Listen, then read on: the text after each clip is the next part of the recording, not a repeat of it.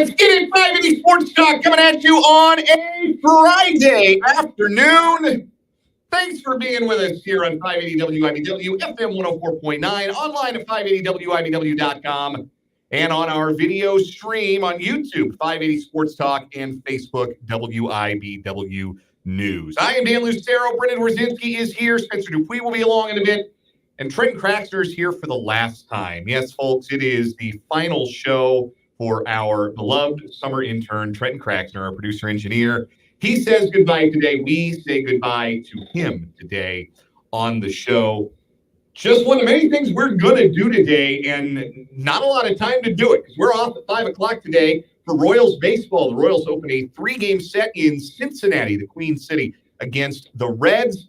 First pitch at 5:40 tonight. Pregame at 5 o'clock. Starting pitching matchup, Michael Lorenzen for the Royals, Nick Martinez for the Reds. And we'll hand things off to the Royals Baseball Network at 5 o'clock. So we've only got 2 hours to cram in a whole bunch of stuff on today's show, and cram it in we will. We will look ahead to Chiefs preseason game number 2 tomorrow afternoon at Arrowhead Stadium, a 3 o'clock kickoff against the Detroit Lions. Pregame show at 2 o'clock over on our sister station, the big 94.5 Country, so that we can bring you Royals baseball in its entirety here on 580 WIBW. We've got things to look for in a most interesting player for the Chiefs for that preseason opener. We will talk to our Chiefs insider, Matt Derrick, from ChiefsDigest.com. We will talk to Mitch Holthus for another training camp report brought to us by Hy-Vee and by Azure Credit Union. We're going to do that in studio. Mitch is on his way. He's going to be sitting right there as we're gesturing to it on our video stream. Mitch Holthus, voice of the Chiefs, will join us in studio for a training camp report, and we very much look forward to that. And as soon as he joins us, we're just going to welcome him on in and get rolling with that here in this first hour. So lots to get to. Opportunities for you, of course, to interact with the show today. If you're watching on YouTube, jump on into the live chat on YouTube, and you can interact with us and with fellow listeners. You can also text the program, the Top City Mail Supply text line, 785-272-9429. We'll do a What Is Wrong With You champion for the week. We'll do our Sports Talk headlines, top of the 4 o'clock hour with a shortened show. And again, we will make time to send off our producer-engineer, summer intern, Trenton Kraxner, in the best way that we can. But let's get right into it, because again, we have a jam-packed 3 o'clock hour of this show with Mitch Holthus and Matt Derrick still to come. You forgot to mention one real quick thing before we get to Chiefs, what to look for. Trenton and I are rocking sunglasses indoors. Yes. And it's awesome. You wore your sunglasses at night, and I forgot. I was not a team player today. Both Trenton and Brendan rocking the Aviators. They look terrific. Yeah, I'm going to be honest. It's badass. Yes. Go on the YouTube stream or check us out on Facebook, WIBW News. You can see for yourself. They look really cool. I do not. I do not look as cool as Brendan or Trenton because they've got the undercover cop shades going. I was just telling you before we went on, I really do look like an undercover cop today. The Glenn Powell in Top Gun Maverick shades, the highway patrolman sunglasses. We're rolling into Welch Stadium in Emporia in what would it be, 13 days to the Washburn opener? Like absolutely. Thorny Ranathorn glasses from Super Troopers. They do. They look awesome. And I don't, because I don't have a pair of Aviators, and I forgot. I was going to go get some today, and the day got away from me. We should get station branded. We really should. Like a little WIBW, like right on the top corner. Oh, yeah, that'd be sick. Oh, yeah. That'd be sick. We'll run that by the promotions department when we get a chance. But first, like we said, we got to fly into this because we got a jam-packed hour. Preseason game number 2 for the Kansas City Chiefs. Tomorrow afternoon, Arrowhead Stadium debut for the 2-time defending Super Bowl champions this year as they take on the Detroit Lions, a rematch, of course, of the season opener last year.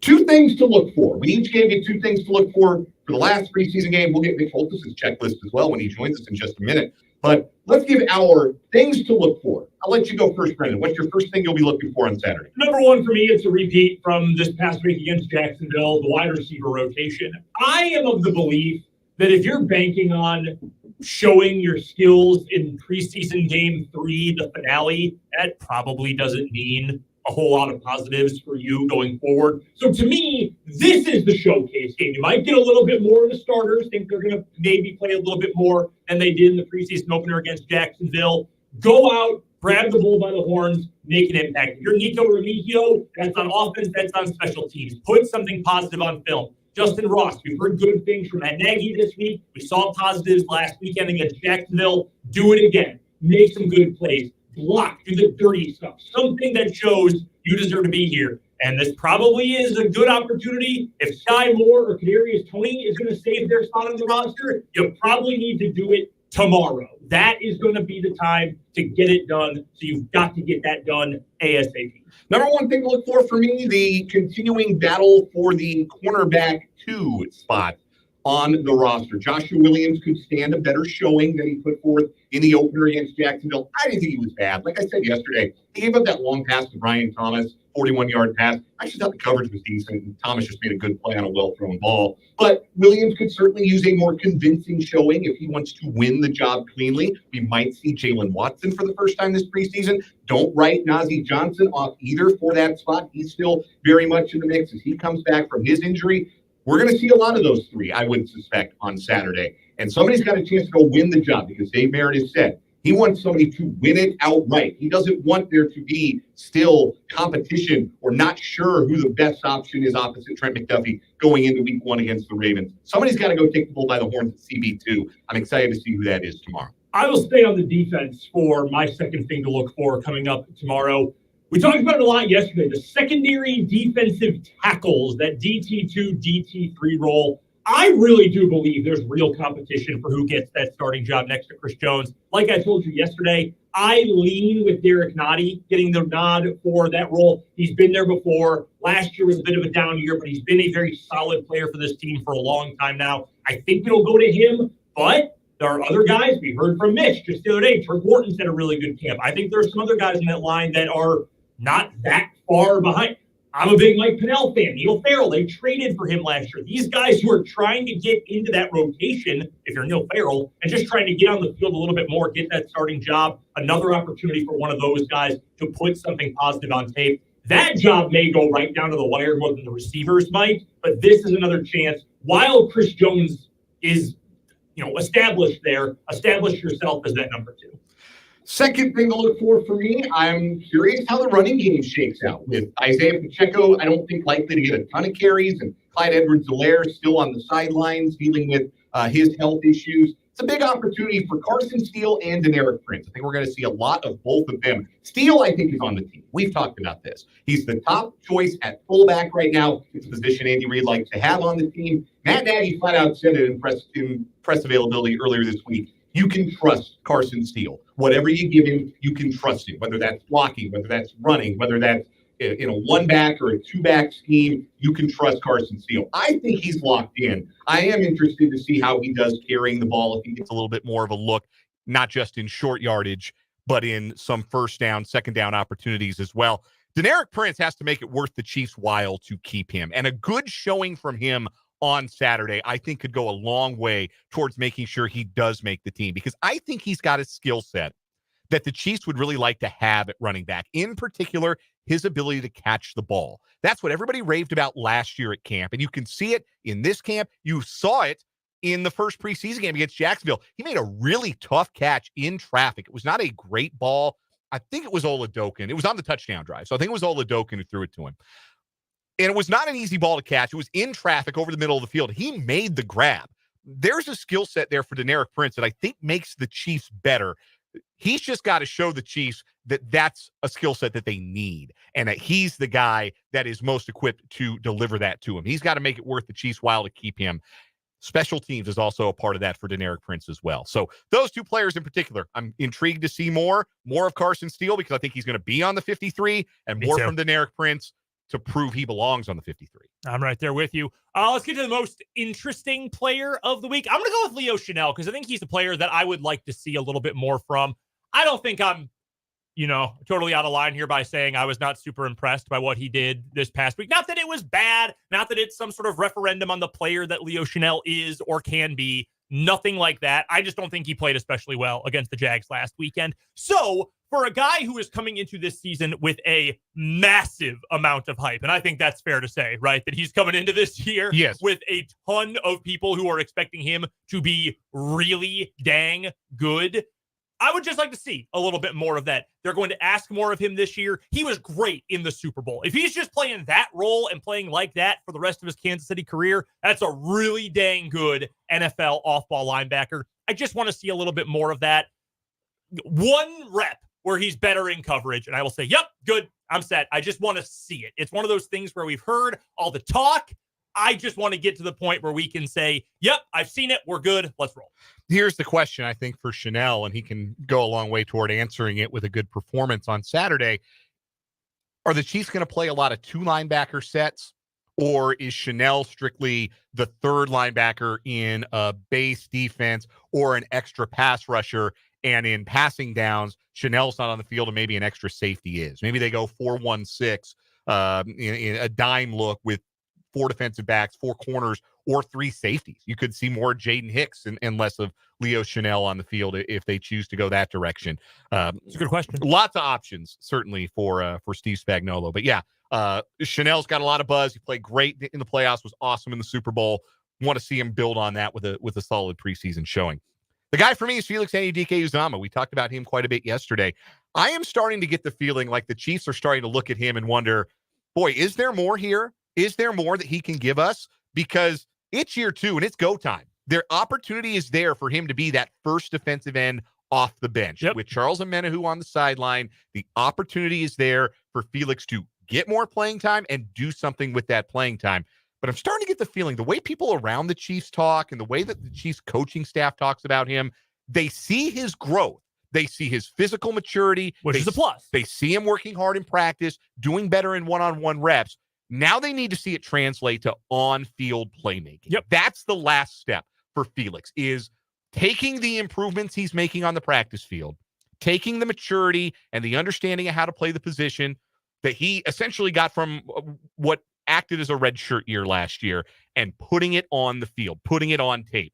He's going to get a lot of snaps. He played well into the third quarter of the preseason opener. Him and Malik Herring. I think we'll see both of them do the same. I agree. But with Felix, it is starting to be, I'm not saying it's getting late early. I don't want to use that phrase in particular, but it is time for him to show that the improvements in the practice field can translate to production on the field, because the Chiefs are going to need that from him. Real quick, let's go to the YouTube live chat here. This is from Trevor. He says he wants to see a little more Kingsley Suamataia. And also Jaden Hicks said there's a lot of hype around him recently. Yes, there absolutely has been. I know we're big fans of Jaden Hicks.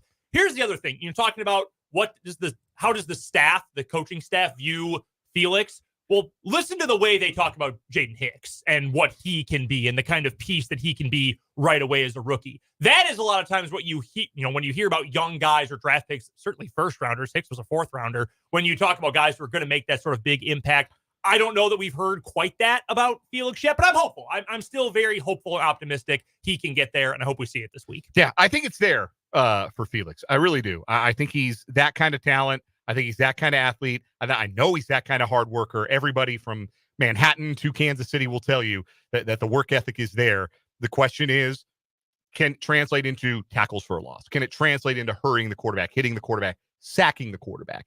That's what we need to start seeing. We need to start seeing numbers on the boards from FAU, and Saturday would be a great time to start. Again, if you would like to listen to the Chiefs take on the Lions tomorrow afternoon, it's on our sister station, the Big 94.5 Country. Pregame coverage starting at 2 o'clock and the kickoff set for 3 p.m. That is tomorrow at Arrowhead Stadium. I believe local television is WIBW TV. We will step aside for a break. When we come back, Mitch Holthus joins us in studio for a training camp report. That's next here on 580 Sports Talk Live from the Kansas Drive to Zero studio.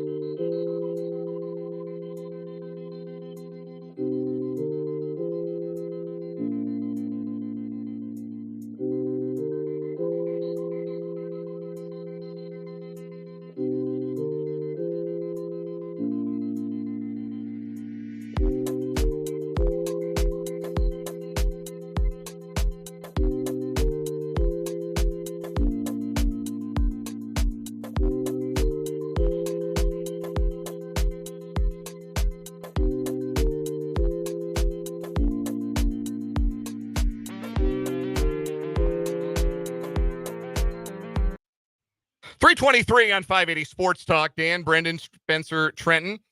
Time once again for a training camp report with the voice of the Chiefs, Mitch Holthus, brought to us by Hy-Vee and by Azure Credit Union. Contact Crystal Rippey, Kirsten McCall, or Kristen Ambergy about the credit union advantage in getting your first or next home loan. We are pleased to be joined in studio this afternoon by the voice of the Chiefs, Mitch Holthus. And Mitch, welcome to our humble abode. Thanks for being here. Oh, yeah, I got to do it right. You know, you break camp and you got to come visit you guys personally. But I spoke at Advisors XL today. One or the other. Hey, so I know you have a busy schedule, and we appreciate you squeezing us in here this afternoon and joining us to talk on the day before preseason game number 2. And we'll get there. We'll get to your checklist for Chiefs-Lions tomorrow afternoon. But we're going to start with the player that we kind of urged you to talk about. Yeah. We said we wanted to hear more about Turk Wharton, and today we get to hear a little bit more about the veteran defensive tackle who might be primed for a big year, second year removed from that torn ACL. if fans are mad that we're talking about Turk Wharton today, it's because of you guys. They blame us. Hand up. But you know what? I'm glad you guys talked me into it because he's had an incredible camp. It's not that he's making some plays. He's making a lot of plays, and he's making significant plays, and he's doing that against that great interior line that the Chiefs have, whether it's Trey Smith or Creed Humphrey. Joe Tooney's had some reps in there too, gradually coming back. But Turk Wharton is much like I said to you guys about Drew Tranquil. If he stays healthy, he will have a breakthrough year. And I mean make explosive plays. And in watching him, especially during training camp, I just had to track him down and say, what am I seeing here? Looks like quickness, and you're making explosive plays every day. What's going on? I think just my education of the game and my confidence back, being a year off of the injury, and just being able to read my keys now and being able to focus in and hone into what's really I would say matters the most, instead of trying to make every play is plays come to you. And how much have you worked on your quickness or your lower body power? Because it looks like it's like twice as quick as it was a couple of years ago. I mean, just coming off that surgery all summer, I just focused on working my legs, just making sure that I would have that strength there, and the quickness, it just come with it. That's a part of my game. Out of the football power of Missouri S&T, which has had exactly one NFL player, Turk. But so in 21, if you remember, he had an explosive play with an interception against the Washington Commanders. It actually flipped that game. And then he tore his ACL in the 22 season against the Raiders. We also forget his sack of Lamar Jackson last year in the AFC Championship game. You can Google that one because Jackson's running around, and it showed the athleticism of Turk because he basically mirrors Jackson. He doesn't lunge at him and let Jackson get up the field. And then he frustrates Lamar and gets a sack, like a -1 play. But more of those plays are coming if Turk stays healthy. It's really rare to see defensive tackles who are that kind of athletic and that kind of versatile. When you think of defensive tackles, Chris Jones being kind of a one of one, that's why he's headed to Canton someday. But a lot of times you think about, your 2-down run guys. Derek Notty's kind of been that through his career. The run specialists, and you think of the guys who are maybe a little smaller and are pass rush specialists. Wharton's got good size, but like you mentioned, he's got the ability to stay with even some of the most mobile quarterbacks and impact the pass rush. And I think Steve Spagnuolo has even mentioned at some point during camp that he's going to have an opportunity to be in there on some passing downs and give Spags a chance to do some different looks with his front four on those passing situations. It's what I've tried this week to convey to you guys with the Mike Dana report and you guys talking me into Turk, but there's so many mix and matches going on with this team. But Turk has an unusual explosiveness for his size. Now, you need 2-gap pluggers, and Mike Pinnell's also in this discussion along with Derek Notty, and Notty's been here since 2019. Now, it's not that Turk is bad against the run or that he can do a 2-gap, but his ability to get a 1-gap quickness and beat even the best offensive lineman is where he's at right now. And especially if he comes in out of the bullpen, that's like Felix Anudike-Uzomah. If he's your middle reliever or a Turk comes in with fresh legs in a rotation with those guys, you're now throwing everything at him. And you're wreaking havoc with those interior linemen of the opponent. Mitch Holthus is our guest, the voice of the Kansas City Chiefs. He joins us every day during Chiefs camp for our training camp reports, brought to you by Hy-Vee and Azure Credit Union. And Mitch, you mentioned, I was talking Turk here, mentioned Mike Pennell, who I've been a huge fan of for a long time. You've got Derek Nottie still. You added Neil Farrell last year. Essentially was like a mid-career redshirt season, essentially, with how little he played last season. And then plus the guys on the edge, who I know we've talked a ton about with George and Dana and everybody else. Is this the deepest defensive line group that Spags has had since coming to Kansas City? Yeah, it's no argument. And then Matt Dickerson. Yeah. Throw Matt in there too, and he's had a good camp, and he had one of the better games the other night. He was able to get a couple pass deflections and was able to get a push in otherwise a game that Chiefs kind of got shoved around in that game. And Felix had a good pass rush game. It was his run defense where he got shoved around, but Dickerson did not. So he enters that too. But to answer your question, yes.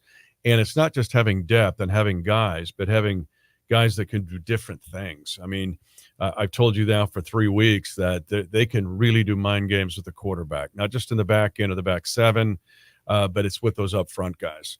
And like Turk will stun you with the quickness play that'll give you kind of an Aaron Donald feel.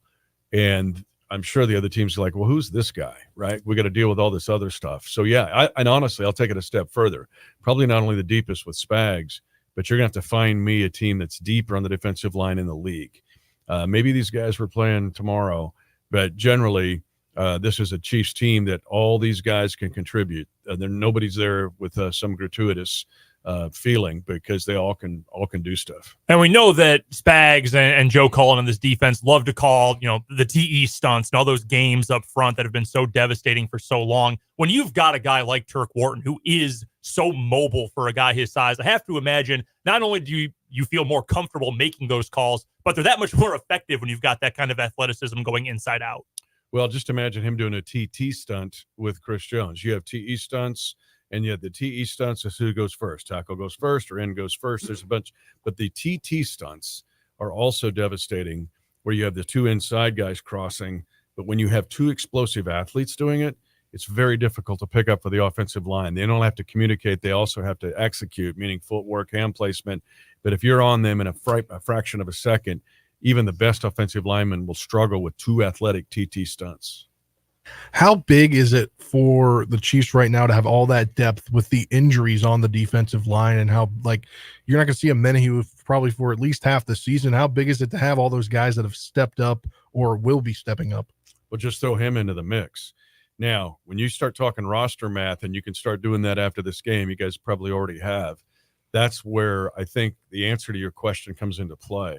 Because if you keep 7 wide receivers, which they could, and you keep 7 wide receivers and 4 tight ends and still keep Carson Steele, who's a hybrid, then you're going to rob somebody probably from the defense. Now, where does that come from? The secondary? Probably not. They'll probably have 10.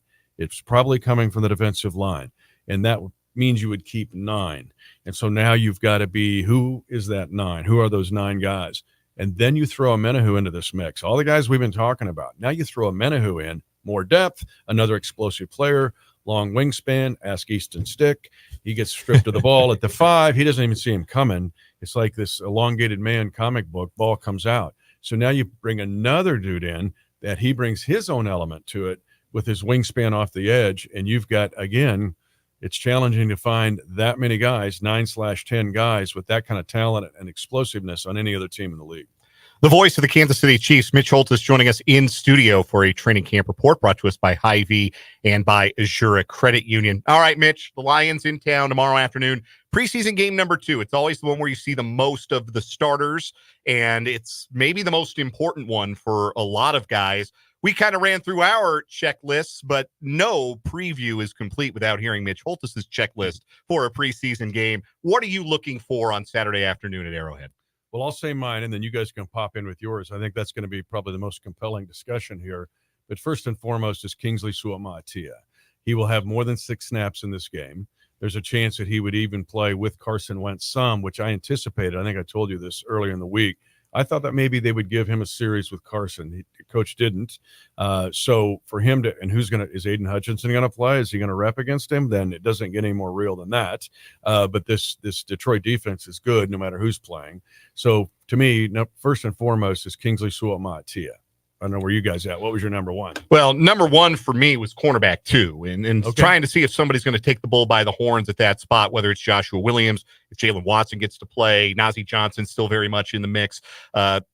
I think Dave Merritt wants somebody to really step forward and plant their flag at that spot opposite Trent McDuffie. Yeah, that's a good one. They just do so much mixing and matching that you're going to see. They just rarely. They can get by without it. Just a Q or CB2. Like this is the guy. This is the guy.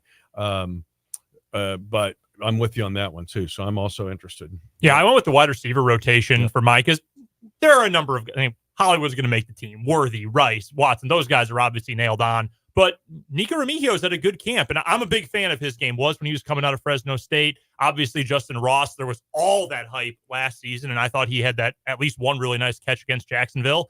Then, KT has got to see if he can figure it out and find a spot on the roster. Sky Moore, same thing right there. So I'm curious to see if the starters, if the ones, if Mahomes is going to be out there a little bit more, how are those guys going to be able to answer the call? That would have been my second one. And it's not just the individuals. It's also going back to the 6-7 mathematics, because Hollywood will be on the roster, probably won't play against Baltimore. Don't, put it on Twitter that I said it. That's going to be up to the team. Save me the butt chewing. But he'll be on the roster. He's not going to be on PUP or IR or anything else. So that leaves, you're going to have a spot for him. But I'm not sure yet who's going to emerge out of that group. Now, I've liked Nico Remigio too. He's made plays all throughout the OTAs and camp, and then he backed up and whipped and struck out 4 times in the game against Jacksonville. That was a bad performance, not average, bad. I thought Danon Hughes was going to be apoplectic on the over route that he ran because it should have been a touchdown. He leaves his feet, stops, and jumps in the air as if he's trying to cradle the ball, and if he catches it in stride, he may be gone. And then to muff the punt and just looking indecisive throughout the game. This is a big game for Nico. I might take yours and go a little bit further and say Nico Remigio, because if he strikes out again 4 times, it's going to be rough for him, because then you get labeled as a practice dude that can't do in the game. So that's why the preseason games are important. But I'm with you on that one.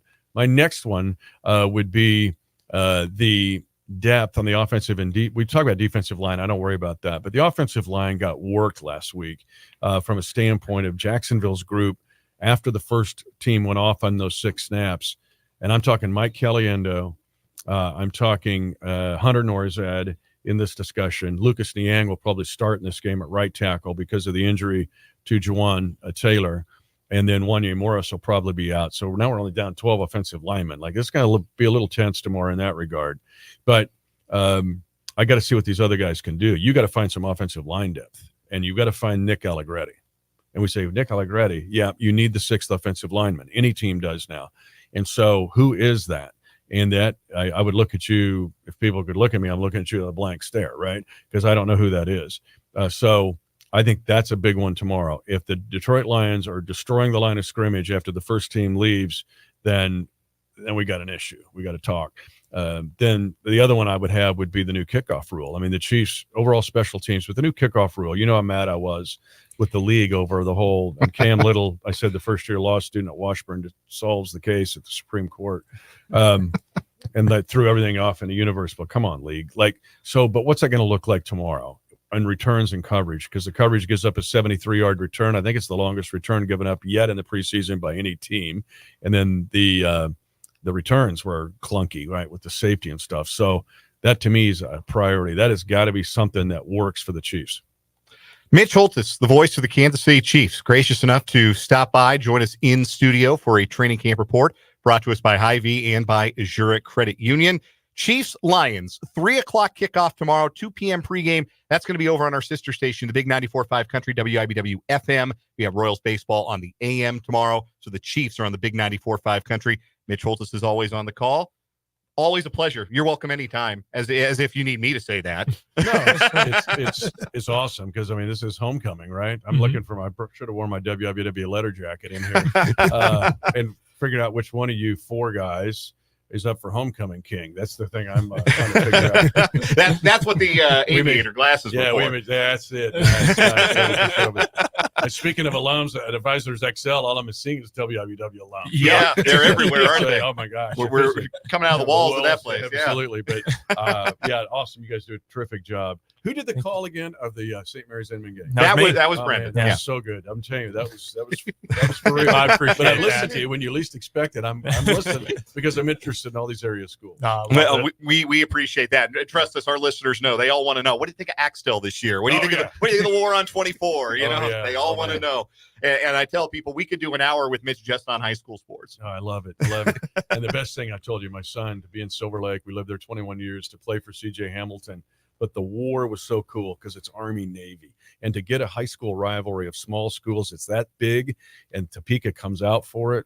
Gives me chills to talk about it. It was so much of a blessing for him to be in that rivalry, and he tasted both ends of it. But don't take it for granted. There's some awesome high school rivalries in this new league. You guys, holy crap! Oh yeah, the Big East. Oh my gosh, going to be something else, isn't it? Something else, yeah. Mitch, thanks again for being here. Great to see you guys. We will take a break. Come back. Matt Derrick, our Chiefs insider, joins us next on 580 Sports Talk.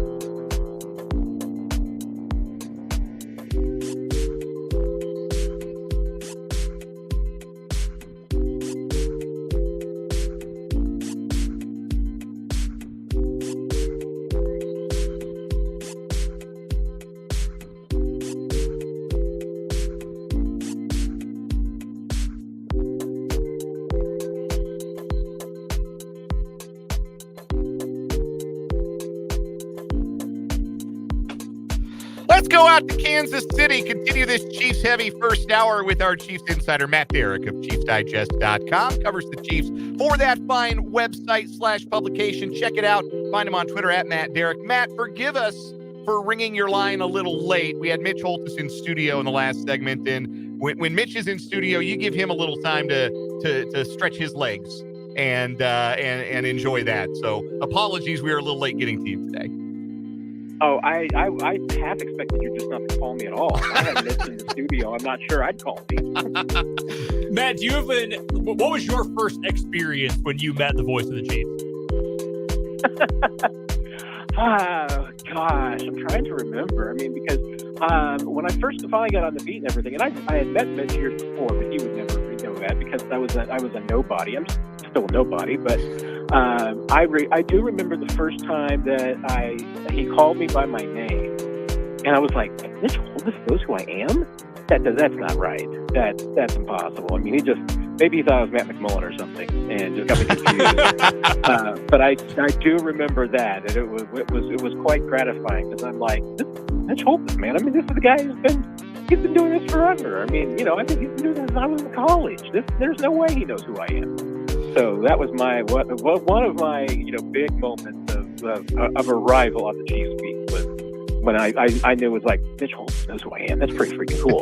Yeah, it is. All right. Matt Derrick is our Chiefs insider here on 580 Sports Talk, joining us on the Fleming Place Wine and Spirits hotline. Let's get right to it, Matt. Fill in the blank for me here. The Chief who most needs a good performance tomorrow afternoon against the Lions in preseason game number 2 is blank. Ooh, I'm going to say Xavier Worthy. And not because he needs it. I just think the Chiefs need it. I think it's good for him. If he can go out and get a few touches, feel good about himself, get in front of the crowd, kind of acclimate himself. I think that would be great for his psyche, the Chiefs' psyche, everybody. I think that would really just kind of – and I don't think he's going to play much, if any at all. Any of the starters will in preseason game number 3, so this might be the one.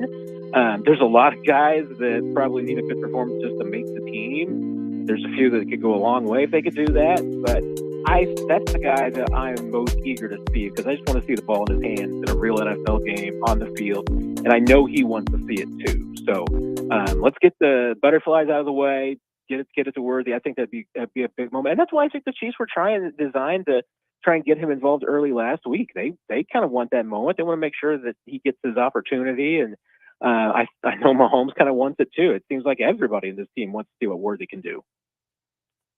We're chatting with Matt Derrick, the beat writer for the Kansas City Chiefs at ChiefsDigest.com. He joins us every Friday at this time here on 580 Sports Talk for our Chiefs Insider on the Fleming Place Wine and Spirits hotline. Let's flip over to the defensive side of the ball, Matt. And there were some highs. There were also, I thought, some lows in that first game against Jacksonville. Who defensively are you most interested or intrigued by in this game? My answer earlier this hour was Leo Chanel because there's so much hype around him this year. He was not good last weekend against Jacksonville. Who would you say is the most interesting watch defensively for this weekend? Well, it's really intriguing because I would normally say it's going to be one of the cornerbacks, but I'm not entirely sure who is going to play. It doesn't sound like Jalen Watson might play. They may give him another week at least to rest. And that's the interesting thing that, because last year, remember in game 3, a lot of the defensive starters played, but none of the offensive starters did. So that may be a similar scenario. Maybe Sheldon Joseph, Najee Johnson, some of these guys who haven't been getting snaps will next week. So maybe that's the game to watch the defense. On the defensive side, I've seen Jaden Hicks. I'm trying to think. The one guy I would like to be able to see extended some time because I think he's right on the cusp of, making this roster is a guy like Curtis Jacobs at linebacker. I could see the Chiefs keeping 6 linebackers, and he, I think, is really, really just on the borderline. A really big performance in a game like this, I think could go a long way towards maybe helping him build a case. And he's reflective, I think, about a half dozen guys who are right there, maybe on the practice squad side of the 53 right now, that if they have a good game this weekend, you're going to go into maybe the last 10 days of training camp with preseason with, hey, you know what? Maybe there's something one of these guys can do. Maybe one of these guys should be on the 53 in place of somebody else. Sticking with the defense, how does this team view Felix Anudike-Uzomah, Matt? They liked him enough to spend a first-round pick on him. They got that cool moment at the draft in Kansas City, and they've talked about his growth over the course of this training camp. But how does this team actually feel about him and what he could possibly do going forward? I continue to get the impression all throughout this camp, from people, on the record, off the record, behind the scenes, that they just feel like there's still so much potential there and that he's just really beginning to untap it. Remember, and this is one of the first things that comes out when you talk to anybody behind the scenes is that they'll just point to, once again, how young he is. He's, I think, one of the 4 youngest guys on the team just because of, how young he was when he was coming out. And, on top of that, especially as a player at this age and this, in his body size, remember, he was a late bloomer. He kind of grew into this defensive end role, in a heartbeat. He's still, he went back 4 years ago. He was not this kind of player or this kind of body. So he's still trying to figure everything out. And there's just such an enormous amount of potential there. And yeah, last year was the expectation that it was going to be a red shirt, that he was just kind of just learning. And he, I think, outperformed even some of the modest expectations they had for him last year, even if it wasn't to the fans' expectations. I think it was behind the scenes. I think they were okay with last year. This year, they would like to see a leap, but at the same time, I don't think they're as concerned about it because they feel like, hey, year 3 might be the year that he really blossoms into who he's going to be. I still think there's a chance this year we might begin to see it, start to happen at some point this season. I think there's a lot of things he's doing really well now. You can see, I think he's playing with more confidence. That's something that's definitely getting noticed by the coaches in the front office. So I think there's still a lot of optimism for him. I think they just realized that, hey, were his draft circumstances for the team optimal? No, let's face it. They probably would have preferred if they were going to take him, get him in the second round, maybe a different position, not have to have the pressure on him as much as the hometown kid, going to the Chiefs in the first round. I think they would have loved a different scenario. Cards didn't play out that way, but I think they absolutely love the idea that, hey, this guy might be a late bloomer that for the last 3 years of, a rookie deal, he's going to be a really good player for them. We're joined by Matt Derrick of Chiefs Digest on the Fleming Place Wine and Spirits Hotline. And Matt, you put out your latest roster projections this week at running back behind Pacheco. You have Clyde Edwards-Helaire, Denard Prince, and Carson Steele. How much of a long shot is Luis Rees-Zammit to make this roster? I think he's a pretty big long shot, just because everything is still so new to him. And looking at the running back position in particular, I think 4 running backs might even be too many. I really don't have a good firm grasp right now on where Clyde's position on this team is right now. I think Denard Prince is probably on this roster. Certainly, he kind of hit a wall last year in training camp. If he were to hit it again this year in the preseason, I could see that changing. But I think that he and Carson Steele have almost completely carved out niches for themselves on this team. Clyde hasn't been available lately, and I think that brings into question just where he is on this roster in this spot. He's a guy I think you could rejoin with the club on the practice squad if he didn't make the 53. So his spot for Clyde is really kind of up in the air. But even with that, Luis Rees-Zammit, I think right now the only thing he could really be for you is a kick return specialist. And not saying that's not valuable, but he is just so raw in the rest of the game that I'm just not sure if he's ready. And that's just I think it's a lot to ask of a player like that, a lot of pressure to put on him to go ahead and get him onto the 53. Maybe they will feel the need to protect him, just make sure they don't lose him to another club. But from where he is on the depth chart and everything, kick return's about it. And he could also kick off. I'm not dismissing that. He could actually maybe be a weapon on kickoffs as the kicker.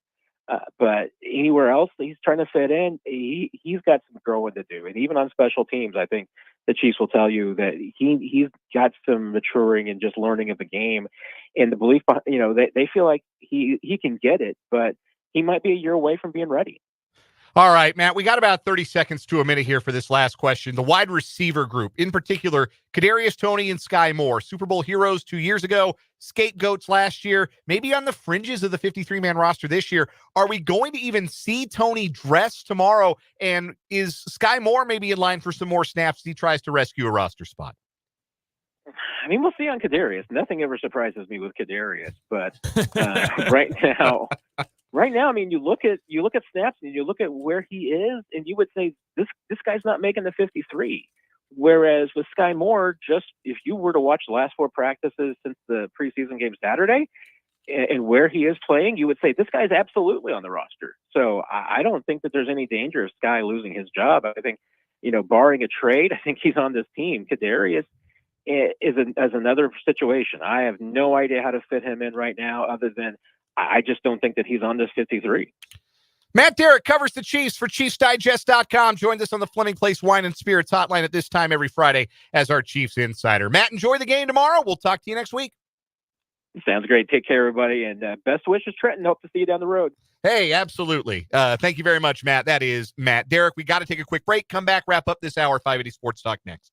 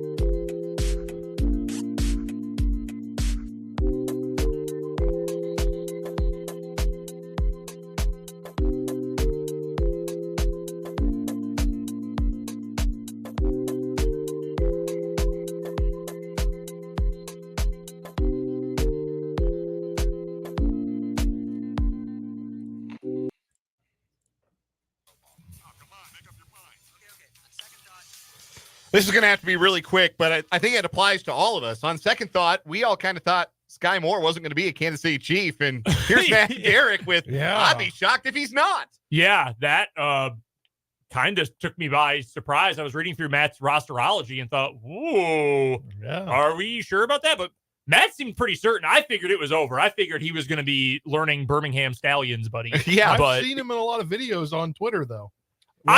A lot of their videos where he's catching balls. Part of me will feel kind of vindicated because I thought he'd be good, and he just hasn't been. Yeah. You know, cutting a second-round pick 2 years in is a pretty rare thing that you see teams do. I'm just going to yell, growth isn't linear, every time he's on the field. Headlines, What is Wrong with You, and a farewell to Trenton Cracks are coming up in the second and final hour of What is Wrong with You of 580 Sports Talk.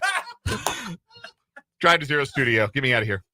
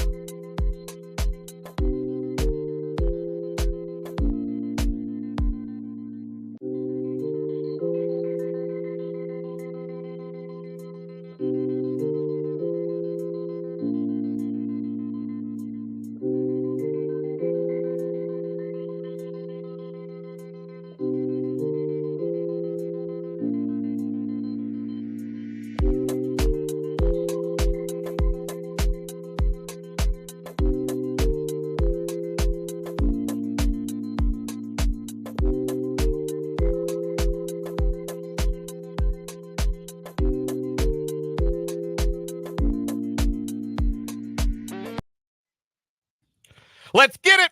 Final hour of this Friday edition of 580 Sports Talk on 580 WIBW, FM 104.9, online at 580WIBW.com. And God, I hope you're watching the video.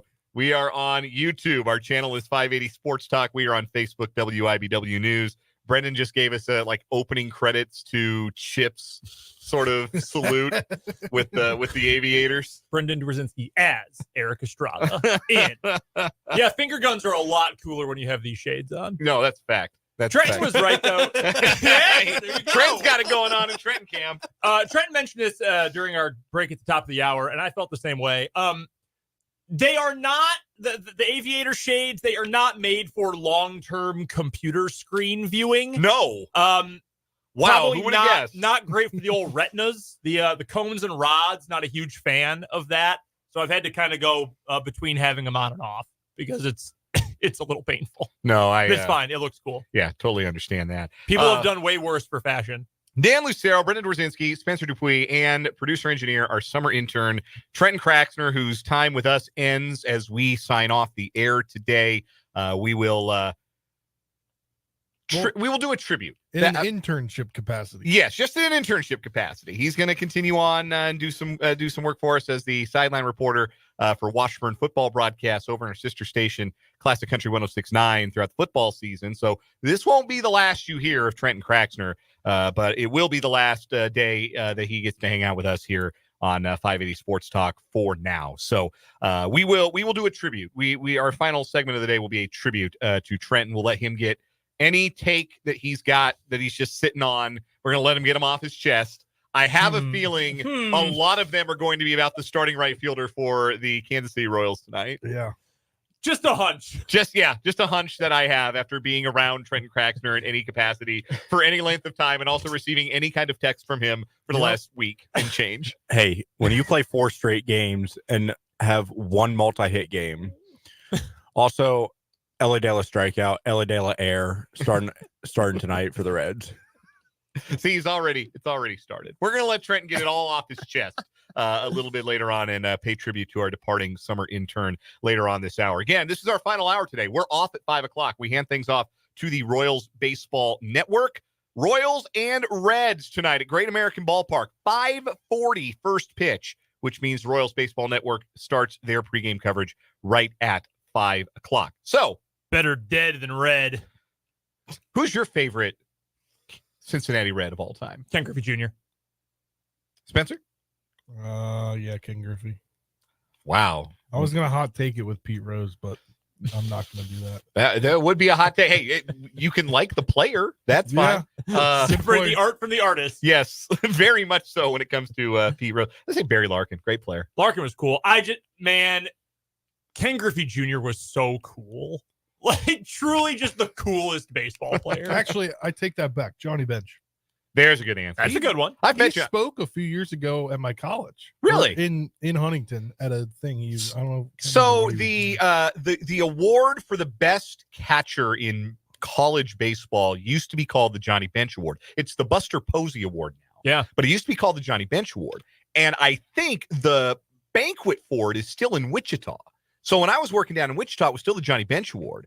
And Bench would come down and would present the award to the winners, and then they have a guest speaker. And I think one year it was Goose Gossage, the Hall of Famer, and then one year it was Carl Mecklenburg, the former Denver Bronco linebacker for a lot of years.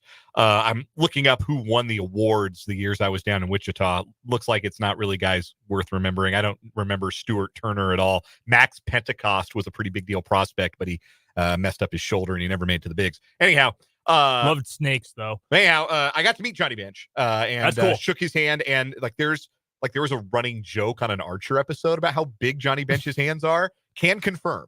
They are gigantic. The funny thing about that is he didn't play college baseball. No. He was drafted out of high school. Yes, he was, out of Binger, Oklahoma. Yeah. Good shout from Mark in the YouTube live chat. Eric Davis. Eric Davis was cool as hell. Yeah. A little before you guys' time. He was cool as hell. Back to Bench.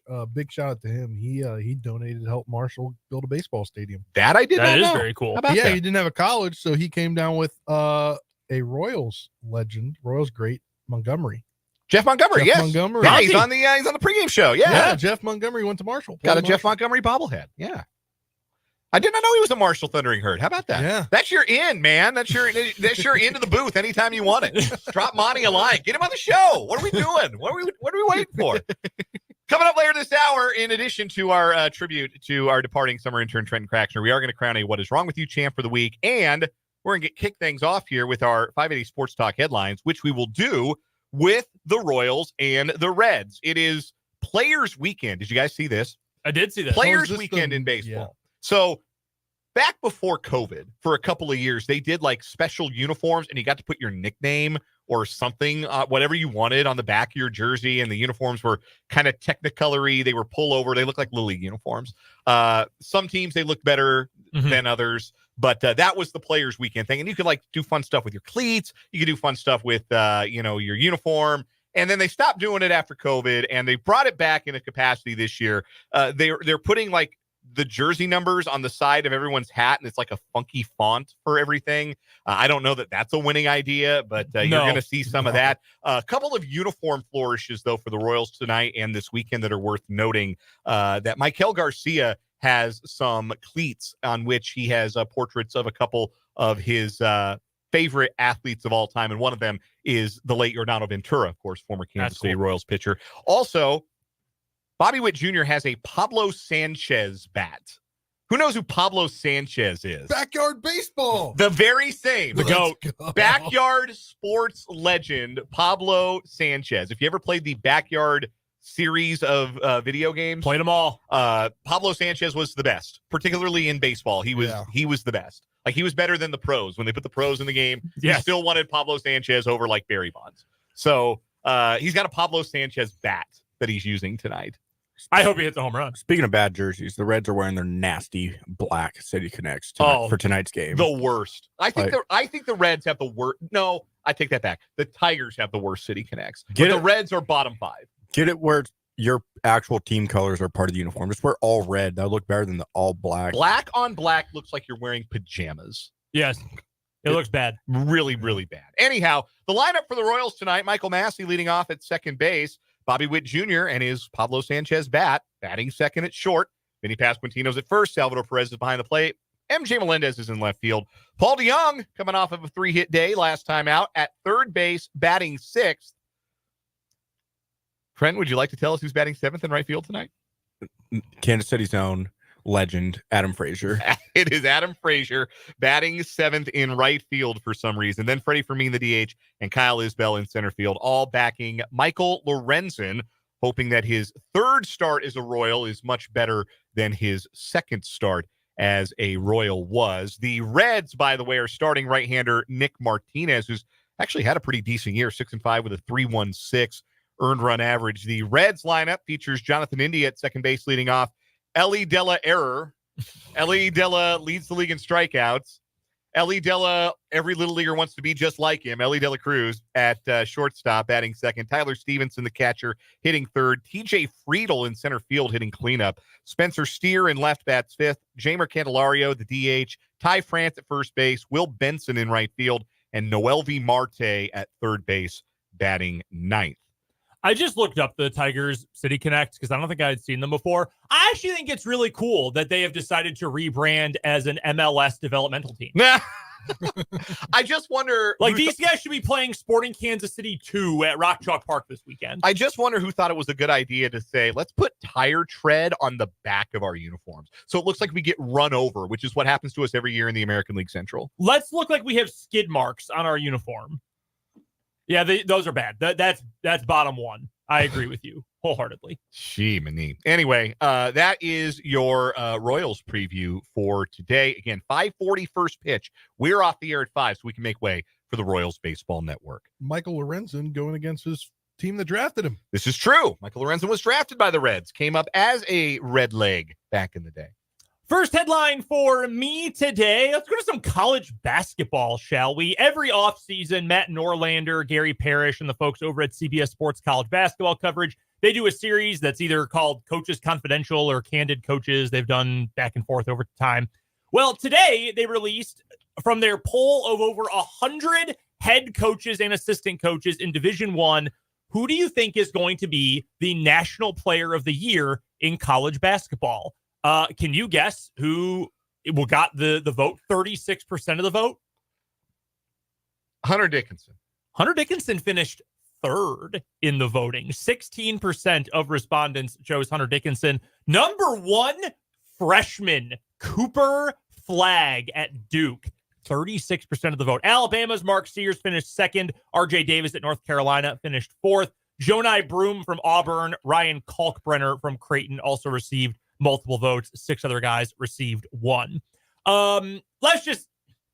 There have been some folks in the era of like sports accessibility and sports fandom on the internet. It has become so much easy for people to just hate and to come up with fake made up reasons to hate someone. Like, he's going to suck because actually I watched this one clip on YouTube where he got blocked. Oh, that's cool, dude. Have you seen the other 900 compilations of him looking like an NBA player at 17 years old? He's going to be really good. I think he is going to be special. Just kind of lame that he is going to Duke. Here, though, are what coaches said about Hunter Dickinson. One says, quote, feel like he's coming off a subpar year with something to prove and in a great system for his game. And that's very funny because if you think Hunter Dickinson had a subpar year last year, I don't know what the hell you were watching, but if he's going to be better, I'm all for it. Another says, if I was starting a team, I'd start with Dickinson because he's going to get you 18 and 10 per night. Finally, after being with Bill and Bill with him, I think his skill level is off the chart. I think they're going to go real old school, and I think they're going to play through the low post. We just watched Purdue make the final game playing through the low post. Bill will make that adjustment, and Dickinson's touches will go through the roof. If he has those touches in health, let's call it what it is. He's a 24-year-old guy playing college basketball. Hard to argue. It really is. Hard to argue. But yeah, we are not. This is unbelievable to think about, but we are just 2 months and 2 weeks away from KU's exhibition game and K-State's exhibition. Yeah. In fact, they play on the same night against Washburn and Fort Hays State, respectively. That season seems longer and longer every single year. Right. But yeah, that's the coaches' confidential on who they think is going to win the National Player of the Year in college hoops. All right, Spencer, give us the headline. Yeah, gambling violations have prompted Notre Dame men's swim team suspended to have a suspension for 1 year. This is a very wild scheme. Yes, it is. That they created. So it's now being easily found out when you go and you bet. Obviously, we know this with NFL players, college football, Iowa State, yeah. And Iowa, too, yeah. Because when you put your name in to the database, it's For going to flag. FanDuel or DraftKings or whatever, It's going to flag back to them. Well, they created their own gambling system to gamble on themselves. Swimming. They would bet on, like, are you going to go over or under this time on betting on races? Unbelievable. Yeah. And I'm going to be honest with you on two-pronged. One, this was going to happen eventually. Like, I'm not surprised it happened at some point to someone. Secondly, I bet you this is happening all over.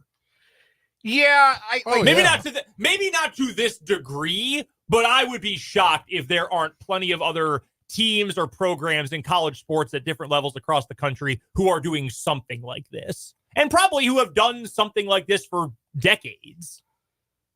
This is Notre Dame Yeah. doing it, though. That's the incredible thing. For a program at Notre Dame Athletic Department to shut down a program for a year because of a corrosive culture that included like an in-house gambling ring.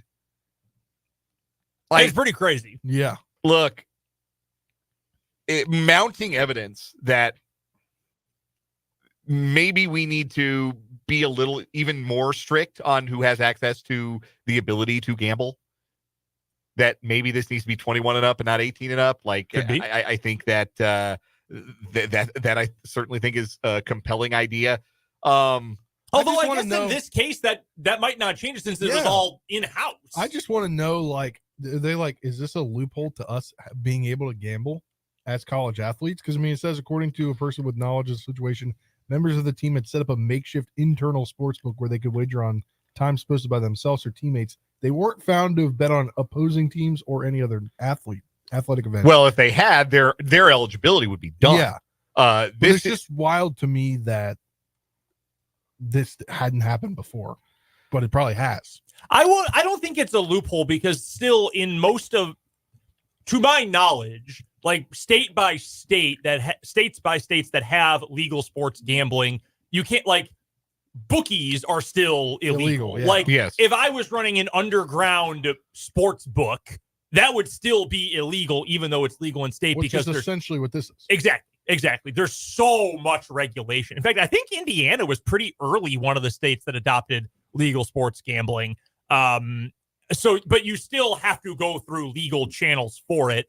And I'm sure Notre Dame is feeling this way, that if we are gambling on our own races, something is funky and we might not be able to trust the integrity of the sport, et cetera, et cetera. I don't think this will be the only team that this happens to. I will say that. Yeah, it's unfortunate, and feel bad for anybody who wasn't involved in any of that. Now has to go find another place to swim. It's either stay at Notre Dame or who is compete. The shoeless Joe Jackson of Notre Dame men's swimming? Maybe we'll find out. That would be we might. That would be a very fascinating twist in the tale. There might be a lawsuit. Next headline for me. This is funny to me. Maybe it shouldn't be funny to me, but it's funny to me. You guys know the name John Ruiz? Yes, the Life Wallet guy. The Life Wallet guy. My God, yes, the big shot NIL investor for the University of Miami. K-State fans, you probably know him because he gave Nigel Pack a ton of money to transfer to Miami. Was it $800K? Yes, 400 for two each for 2 years. And a car. To convince Nigel Pack to transfer to Miami. Yes, Miami's NIL king, John Ruiz, told investors this week there is substantial doubt that his company, Life Wallet, will stay in business. Why is there substantial doubt about its ability to stay in business? Well, last year, Life Wallet made $7.7 million and lost $211 million. Uh-oh. That's not what you want. No. That's the net loss, actually. So really, it lost like $219 million. Yikes. It is unclear at this moment whether the company's financial troubles will impact its NIL deals with current athletes. Ruiz has already committed. I have a guess. Yeah, I do too. Ruiz has already committed millions of dollars to a new football stadium for Miami. Of course, they play at Hard Rock Stadium. They share a stadium with the Dolphins. In the first year of NIL allowances, Ruiz spent reportedly more than $10 million on athletes. That season, Miami's women's basketball team went to the Elite Eight, and the men went to the Final Four. But also, last year, the NCAA issued sanctions against Miami, which were the first NIL-related sanctions handed out by the NCAA for women's coach Katie Meyer's role in urging a meeting between Ruiz and the Cavender twins, Haley and Hannah, who were lured to Miami by NIL deals. You probably know who Haley and Hannah Cavender are if you spend any time on like Instagram or TikTok. I was going to say, for the gram, going to Miami, very lucrative for the two of them. By the way, Nigel Pack, here's an interesting stat for you. His points per game, 3-point percentage, and overall field goal percentage have all decreased year over year since he left K-State. Does he have one more year of eligibility? Yes, he does. He does, doesn't his he? freshman year was the free COVID year. That's right. I wonder if he did announce he is returning to Miami for what it's worth. Did he get an extension on that NIL deal? he might want to check on that. The non-guaranteed year of his contract. He might want to take that check to the bank today. Yes. Like any checks he might have outstanding. He might want to get those. He might want to get those to the bank. Nigel, here's the tip. Go ask for an advance and then get a guarantee in writing. That would be my tip for him. Can I give you one more quick one? Yes, you can. Will Howard has officially been named the starting quarterback for the Ohio State Buckeyes this year. This is news because I did not know this was a competition. I thought that was official the day that Will Howard transferred to Ohio State. No, they gave $1 million to Will Howard to go and back up Devin Brown, who couldn't beat out Kyle McCord, rather famously. Is Devin Brown still there? Because yes, I think Devin Brown is still there. He's going to be the backup. I thought he was competing against some other kid, Julian Sayin, the Alabama transfer. Yeah. He'll be he'll be number 3, I guess. And then they've got another kid who's younger, who might be the most talented of the whole group, Air Noland. Air is a nickname. Everything I've heard is they think he's going to be like the next great OSU quarterback. I did not know this was a competition. No, I saw that headline yesterday and I thought, What do you mean he was announced as the starter? I thought that happened in March. I thought we've known that. Yeah, I was pretty. I thought it was a thing once he transferred. Yeah, Right. you assume that you don't break off 7 figures in NIL money for a backup. Yeah. Also, real quick, I'll just get to this while we have a moment. Speaking of college sports, coming to Kansas City, they've been doing a lot of Thanksgiving Day games at the T-Mobile Center in Kansas City on Thanksgiving Day. This year, good matchup. Coach Cal's Arkansas against Illinois on Thanksgiving Day in Kansas City. It'll be on CBS immediately following Bears-Lions Thanksgiving Day. That'd be fun. Yeah, man, that might be the single worst Thanksgiving for many people who live in the state of Illinois.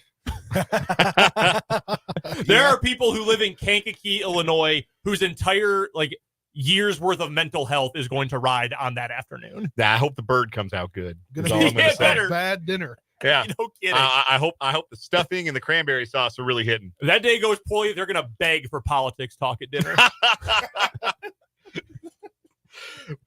On that note, those are our 580 Sports Talk headlines. We're going to take a break here from the Kansas Drive to Zero studio. When we come back, we'll crown a weekly champion on What Is Wrong With You on 580 Sports Talk.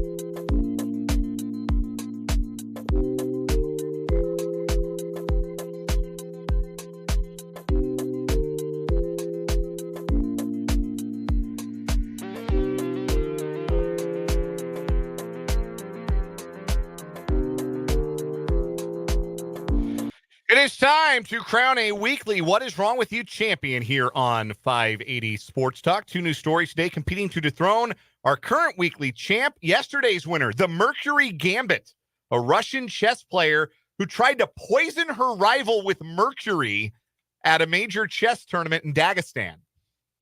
She was caught on video doing it. She knew there were video cameras. She asked if they were on. People said, no, they're not on. They were extremely on. Got her ass. And caught her dipping her opponent's king in mercury and poisoning her. The other woman is okay, obviously. You know, we rule number 1, not violated here of What Is Wrong With You. But yes, she faces 3 years in prison and 3 years in Russian prison at that, which is, yeah, that's not a good time. Anyhow, I would not want to go to Russian prison. No. All right. First story today, Spencer. All right, let's go to Port Orange, Florida. Police have booked Charles Nelson into Volusia County Jail. They said he snatched. They said he snatched. Hey, snitches get stitches, man. They said he snatched the purses from 2 women in Port Orange, a 77-year-old and a 64-year-old Susan Pauly. Pauly said Nelson jumped her in a CVS parking lot. When I left, she says, quote, when I left the store, he was parked right here. He had backed in. I didn't notice him at the time. I went across to my car. As I was getting to my car, he ran. He was huffing and puffing, she said. Pauly said it happened around 9:30 in the morning on Monday. She got a look at his face before he allegedly grabbed the purse from her shoulder. He said, quote, or he was trying to take my purse. I was so shocked. I wasn't trying to give it to him. So I knocked him over, and then I still had the purse. And then he pulled the purse really hard. Pauly said she fell to the ground before he ran away. She says Nelson said something. He actually said, "I'm sorry, ma'am." Police said fortunately Nelson didn't get too far. They said they were able to catch him quickly, and he confessed to both purse snatchings, along with another in South Daytona. Quote, he threw my stuff behind a place called Pagano's restaurant. The officers went and got it, so I was able to get my everything back, says Pauly. Yeah. She also says she's going to carry mace now. I don't blame her. No, I would like to make one clarification. This man's name is just Charles Nelson. Do not confuse him with former actor and guest on Match Game, Charles Nelson Riley. He died 17 years ago. Yeah, I was about to say, I don't think he's still in the league. No, he never mind. Has been around for a minute. Snatching purses. Yeah. That would be wild, though. Yeah, I think his name is clear. I think his good name is clear in this.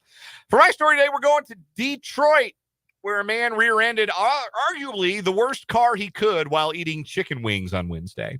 73-year-old man was attempting to eat wings while driving at about 3:15 p.m. You ever just get snacky? 73 years old. He's a veteran of the car snacking game, I bet. You're driving southbound on the John C. Lodge Freeway Service Drive at West Grand Boulevard in Detroit. A state trooper was stopped in the left center lane for a red light, and the man hit him. The man was eating chicken wings, as confirmed by Michigan State Police First Lieutenant Mike Shaw. Thank you, First Lieutenant Mike Shaw, for the clarification. No one was injured, and there was minor vehicle damage. Police issued the driver a citation for the incident. Quote, it is important to remember to focus on driving when behind the wheel, Shaw said. It's hard days, good days work for Mike Shaw. Anyway, yeah, eating chicken wings, hit a cop car. Simple as. That's got to be one of the harder foods to eat while driving. Oh, yeah. Like, as somebody that just had chicken wings earlier today, yeah. I mean, you can do it with one hand, but like, if you really want to get all the meat off the bone, right? Like, if you're a serious chicken wing eater, you want to like focus on getting the most off of the bone. I bet he was eating a flat. A drum, you could theoretically do it. Right. Yeah. But you get a flat, you gotta. You know what was life-changing? When I learned that you just put the whole flat in your mouth by one end and just bite down with your 2 front teeth and just shuck it. Yeah. And just take all the meat off in one bite. That was life-changing for me. God, I could go for wings right now. I love chicken wings. They're so good. Spencer, you ate. We went out to lunch today, the 4 of us, and Spencer ordered wings. And they look good as hell. Listen, wings are one of those foods, like it's like fajitas at a Mexican restaurant, right? Oh. Like when somebody orders the fajitas, you spend your whole meal mad that you didn't order the fajitas. Yeah. I'm always too embarrassed to be fajita guy, though. Well, that's why I ordered the wings, is because I was sitting there debating on what I wanted, and I said, you know what? If I don't get the wings, I'm going to regret not I'm getting going the to wings. regret not getting Good the call. wings. No, I feel that. I feel that same way all the time. What's the easiest food to eat while driving? Like, you can do fries. Chicken nuggets. Yeah. Yeah. I did that just the other day. Taco, a burrito, like if you from like Taco John's or Taco Bell, like a fast food taco. Yeah, burrito. no, that's fair. A little less messy. Well, Like a the burger? taco could be, but a burrito, yeah. I think you could do not a Chipotle, like one of those Haas burritos. No, But like you couldn't just do a that. little beefy 5-layer for Taco Bell. Yeah. So during the Washburn basketball season this past year, when we were down in Oklahoma, we did the Claremore and Tahlequah trip that weekend. I hit Brahms on my way home, leaving Tahlequah, leaving Northeastern State. And I have made so many messes trying to eat Brahms while driving home from a Washburn game in my life that I said, after about a mile of driving, I said, nope, I can't do this. This is going to end so badly in our work truck. And I had to pull off in the parking lot of a smoke shop and just sit there eating Brahms. No, Like, I know respect this that. is going to end badly. See, I don't like to eat while I drive, just kind of as a general rule, because I don't like to get my hands messy when it's I. on your wheel. Yes, Yeah. and I don't like it. Jake LeBon, our old pal, no problem, no issues whatsoever with eating while driving. Nope. So yeah, when we did Washburn games together, if he drove, we would make it home 20 minutes sooner because we wouldn't like stop into Wendy's to get food. We would just eat on the go. And when I drove, we would stop. However, I will say when we went out to Lincoln last year with Jake for the Washburn game, me, him, and Fletch stopped at Cane's, and we did eat in Raising Cane's that day. So with the big boxes, like I've tried to eat, like I've done like Cane's in Manhattan late after a K-State game and then try to drive home and eat it while it's hot. Yeah, that's hard. Yeah. When I went to that one K-State West Virginia game, I was like, oh, it's getting late. Do I really want to drive home? And then so I stopped in there, and it was weird because there was groups of college age, and I was just there eating my combo by myself. But you got to do it sometimes. Vance submits a pizza slice from the YouTube live chat, and we welcome those of you who are watching along with us on YouTube, the channel 580 Sports Talk. Vance submits a pizza slice as the easiest food to eat while driving. Yes and no. You got to be careful it doesn't slide around or the pizza box itself. Didn't Nate Burleson break his arm trying to? Yeah, he went on IR. Yeah. Famously in SEC football lore, a backup quarterback at South Carolina missed an entire season because he tried to carry a pizza while riding a moped. That didn't end well. Also, I mean, it's so Friday today. It happens. Do you remember when you and Jake came to Cane's in Lawrence on the way home from a Washburn basketball game and saw me there? You were on a date, I believe. I believe I was. Yes. Yes, because we didn't know. We were coming back. I forget. It might have been from Central Mo. And probably, yeah. We're coming back, and Jake says, do you think the Cane's is still open? And we both said, you know who would know? Brendan would know the hours of Raising Cane's like the back of his hand. Yes. So I think Jake was driving, so I texted you, and like, are they still open? And you said, yes, I know this firsthand because I'm here right now. And yeah, so we pulled up about 10 minutes later, and there he was. Yes. I remember sitting. I was in, the dining area of the restaurant. I was looking at the door, and in comes Jake and Dan. Was it a good date otherwise? That woman's not my wife, so do with that what you will. So not that level. Yeah. We really have to get to a break. Who wins today? I got chicken wing guy today. I'm going to go with the wing guy. Wing. But does that beat the Mercury Gambit? Nah, man, she's trying to poison her. Poisoning your opponent. She risked Russian jail over a chess game. I would not do that. Boy, when you put it that way, it's kind of a no-brainer, isn't it? The Mercury Gambit, our weekly champion on What Is Wrong With You. We're going to take a break. When we come back, Trenton's leaving today. We're very sad. We're going to give Trenton a chance to get some things off his chest on his final day as our summer intern here on 580 Sports Talk.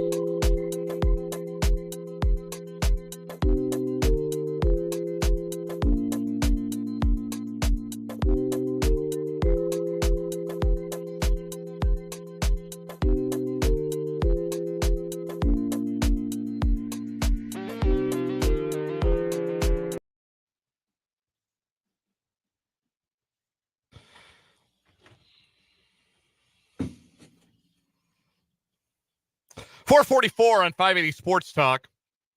Coming down the home stretch of today's program, we are off at 5 today, handing things off to the Royals Baseball Network. Royals and Reds, first of 3 tonight at Great American Ballpark in Cincinnati. 5:40 first pitch. Michael Lorenzen for the Royals, Nick Martinez for the Reds. Tomorrow, Michael Wacha goes for KC against Cincinnati's Nick Lodolo. And on Sunday, Brady Singer looks for a bounce-back outing against the Reds' Andrew Abbott. This is one of the quote-unquote easier series for the Royals moving forward. And the Reds are just one game under 500. They're not like the dregs or anything like that, but they have slumped here recently and are starting to play their way out of the National League wildcard mix, which is a very hard thing to do. You have to be really, really bad to be out of the National League wildcard mix. It's basically just the Marlins, Rockies, and Nationals who are out of that mix. Everybody else can kind of claim, well, one hot week, but the Reds have struggled of late. Royals have to take advantage and find a way to make this a 500 road trip if they can. A series win and a 500 road trip would go a long way for the Royals. Today, sadly, is the end of an era of 580 Sports Talk. Trenton Craxner, our summer intern, does have to resume his educational career. And so we have to give him back to the education system. We have to let him resume his time as a student at the University of Kansas. And so today is Trenton's final day. And Trenton, because it is your final day, because you will not have the opportunity to be in front of a hot mic every single day with us moving forward, wanted to give you a chance to get some things off your chest, to get some predictions out, some hot takes, anything you've got. Let all the air out of the balloon here and make your final statement, your closing statement in your time here at 580 Sports Talk. Well, I had a lot of fun. This was a great experience. It didn't feel like coworkers. It felt like a friendship. Every day. It felt more like we weren't doing a show, but just dudes talking about ball every day. So it was a great work environment. I got to thank Brendan because if he didn't email Cal Butcher last year saying that Washburn was looking for a sideline reporter, and Cal talked to me, I never would have called Brendan, which would have led to Jake, and then I would have made the connection with Brendan to ask him for an internship and to be back with Washburn football. So I thank Brendan for a lot of what I have right now. But now the sappy part's over. Let's roast Adam Frazier. No, see, I thought the Aviators now were going to play another purpose. They were going to hide the watery eyes here as we got mushy. No. I was watching some Royals postseason highlights last night when they won Game 5 of the ALDS against the Astros, the wild card game against the A's, and then the electric Kane scoring from first in Game 6 of the LCS. It just gave me goosebumps, and I just want playoff baseball, man. Like I need the Royals to host a playoff game this year. I hope to God they make it, man. You have a 2.5 game lead with 41 to go. Just squeeze in. Like it's some that I didn't really get to appreciate as a kid, so I hope they make it. And I know I've been very passionate, but that's because I've watched a lot of bad baseball going through that middle school and high school. I don't mean to interrupt, but you said I didn't appreciate it as a kid, talking about something that happened in 2014 and 2015. I was 10 and 11. 10 and a half and 11 and a half years old. So I mean, I understood a lot, but like I can't appreciate it now, like the Chiefs dynastic run that's going on right now. That hit me like a Mike Tyson uppercut to the chin. This man had a bedtime when the Royals won the World Series. I can't get over that. I didn't know that the Royals came back and beat the A's until the next morning because I had school. Because he had a bedtime. Because I had school. I was because that was a Tuesday night game. They played on a Tuesday night. It was right after the Chiefs set the record against the Patriots on that Monday Night Football game. So it was an electric 2 days in Kansas City. But you missed some of it because you were a child. Yes, I mean, like I couldn't fully appreciate I can appreciate the Chiefs run right now. They recorded it. I watched it back, but I can appreciate what the Chiefs are doing right now, and I just hope the Royals make it. My bold prediction. I don't know. By the next time I come in about 2 weeks, the Royals will be within 2 games of the division because they'll be right after their 4-game trip in Cleveland. Okay. All right. They're going to be within 2 games, and I think they'll be within 2 games of the first wild card spot, too. That's my bold prediction because they got the Reds and Angels, so I think they could win 5 out of 6 here realistically. Schedule does get pretty hard after that. Just fight. I don't know. I'm excited for Washburn. For you people that listen, you can follow me still. I write for the Kansan over at KU, the paper. I'm with the student radio. I do a lot. I'm very active. Like Brendan's been saying, you can find me on the sidelines for the Washburn games in a couple weeks. I'm pretty accessible. I'll talk with you. I just like talking ball with people. So if you're at Yager Stadium for a game, say hello to Trenton while he's on the sideline. However, please also let him do his job. Yes. Do not interrupt the job, but otherwise say hello to Trenton while you're there. I don't know if Jake listens to the show, but I want to get this off my chest. Jake, why didn't you tell me I couldn't talk to the athletic trainers about a player's injury last year? Because I look like a fool on the side because he told me, he was like, oh, because we're like, it's like one of my last games. I didn't do every game last year. And he's like, oh yeah, by the way, you shouldn't be going up to the athletic trainers asking about the player's injury, because all the experience, I've never been on sideline reporting before that. And the only experience I had was watching them on the sidelines for the NFL and stuff. And it's like, well, that's what they go do, right? Yeah. Thanks for telling me that. Like before the last game where I look like an idiot and the whole athletic training staff hates me. Although shout out Craig Sherg. I love Craig. I can't wait to talk to him again. Such a nice guy. But Jake, why? Just why? I feel bad now, and I don't want to go talk to those people like when I get back out on the sideline because like I'm embarrassed. So thanks for that. Just time for a second first impression. Yes. Hi. I think we got off on the wrong foot. Hi. My boss didn't properly tell me what I should do. It's my boss's fault. Texter for the Top Email Supply text line wants to make sure you add a Go Dragons.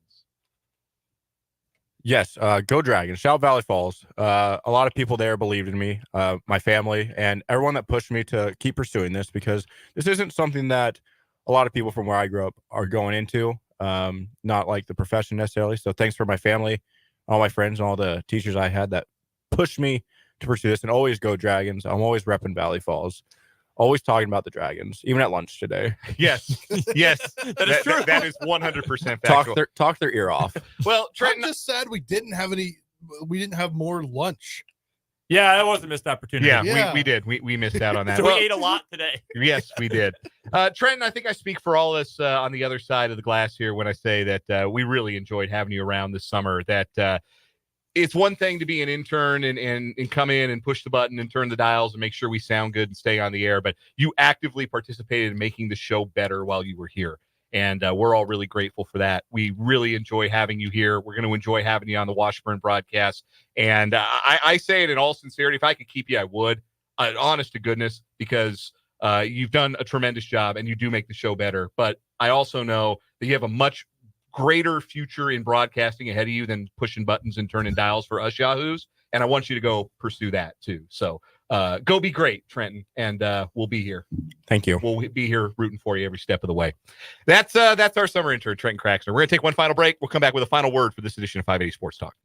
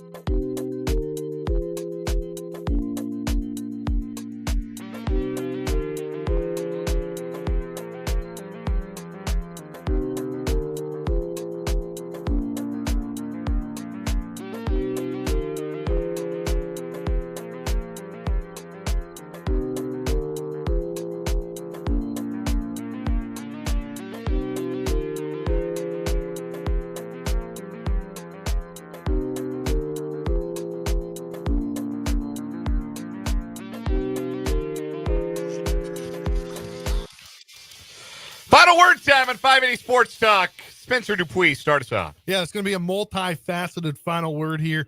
On second thought for me, musically today, Post Malone made his way into country music.